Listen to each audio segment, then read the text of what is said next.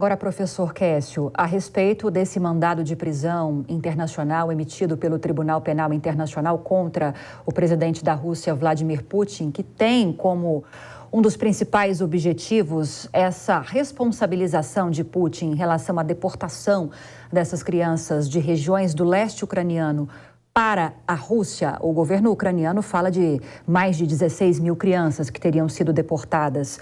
Em que situação esse mandado de prisão efetivamente poderia ser cumprido? A gente sabe que dificilmente isso vai acontecer, mas existem algumas situações que permitiriam o cumprimento dessa prisão? No curto espaço de tempo, a única possibilidade de isso se cumprir seria se o presidente Vladimir Putin se deslocasse para um dos 123 Estados-membros. Entre aspas, eu faço essa afirmação porque uma coisa é o ideal, uma coisa é o compromisso jurídico desses países. Outra coisa é o que rege as relações internacionais hoje, na ausência de um governo geral. O que rege as relações internacionais é a força, é o poder. Então, imagine, por exemplo, se o presidente Vladimir Putin decide visitar o Brasil, que é um dos Estados-partes, né, do Estatuto de Roma, e que, em tese, deveria, sim, executar a prisão de Vladimir Putin. Ao mesmo tempo, eventualmente, se o Brasil aceitasse receber o Vladimir Putin e decidisse, de fato, prender o Vladimir Putin, provavelmente estaria entrando em guerra direta contra a Rússia. Então, é uma questão muito delicada que, na prática, é muito difícil de ser cumprida. Agora, no longo prazo, isso pode acarretar algumas consequências, principalmente dependendo do resultado do campo de batalha, né? Então, acredito que esse passo que o tribunal dá, que é uma decisão mais política do que jurídica, e por que eu digo isso? Eu não estou negando os crimes de guerra. Aparentemente são crimes muito cheios de evidências, né, muito evidenciáveis. Agora, na ausência de um governo internacional, essas instituições internacionais, como o Tribunal Penal Internacional, eles são movidos por interesses políticos. Então, os países que são mais poderosos, eles conseguem determinar a agenda prioritária dessas organizações. Então, o próprio tribunal ele é constantemente acusado de fechar os olhos, né, para alguns acontecimentos, seja na Líbia, na Síria, no Iraque, Afeganistão, a própria questão de Guantánamo, né? Então, são questões que talvez os atores que detêm o poder de agenda no tribunal colocam como secundárias. No caso da Rússia, eu acho que o interesse principal do Ocidente em trazer à tona esse tipo de condenação é tentar criar outra camada de medo, de insegurança por parte daqueles que apoiam Vladimir Putin.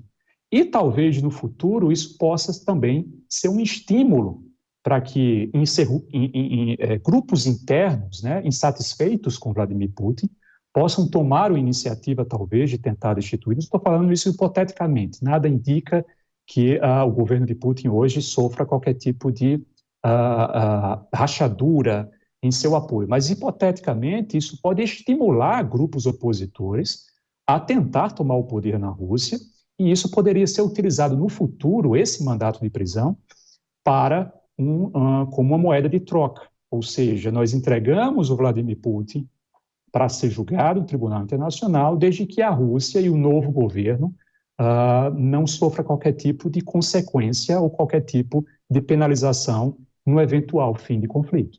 Agora, professor, para além de tentar enfraquecer esses grupos pró-Putin dentro da Rússia, como o senhor está explicando para a gente, pensando nas consequências desse mandado de prisão direcionado a Putin para o país, para a economia do país, por exemplo. Li que alguns analistas acreditam que esse mandado de prisão também é uma forma de garantir a continuidade dessas sanções do Ocidente à Rússia. Há essa ligação? Há essa proximidade de questões? De fato há, né? Então, é de fato mais um esforço nesse sentido, mas eu acho que vale ser salientado também aqui, Lívia, que isso vai ter um efeito muito negativo na busca pela paz.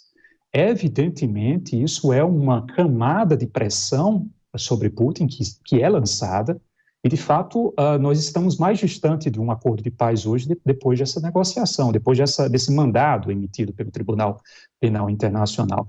E é importante salientar também a própria visita do presidente Putin hoje na Crimeia, que parece ser um aviso e um desafio ao próprio Tribunal Penal Internacional, à medida que foi uma visita estratégica. O presidente Putin visitou a Crimeia, que é considerada por grande parte da comunidade internacional como território da Ucrânia. E a Ucrânia, por mais que não seja um Estado parte do Estatuto de Roma, a Ucrânia pode exercer, pode tomar a jurisdição, né, do tribunal para si próprio, haja vista que o potencial crime está sendo realizado dentro do seu território. Então, a mensagem que Putin emite ao visitar a Crimeia, e visita também uma instituição infantil, né, na ocasião, é de desafio. Definitivamente, ele ignora qualquer tipo de mandado e dá um sinal para o Ocidente que isso não vai interferir em nenhum momento, de nenhuma forma, em suas pretensões com a guerra na Ucrânia. Conversamos com o pesquisador visitante na Universidade de Kent e também analista de relações internacionais, professor Cassio Lemos. Que bom que a conexão nos ajudou desta vez. Muito obrigada pelas explicações, professor. Boa noite e bom fim de semana. Eu que agradeço, Lívia. Um ótimo final de semana. Obrigada.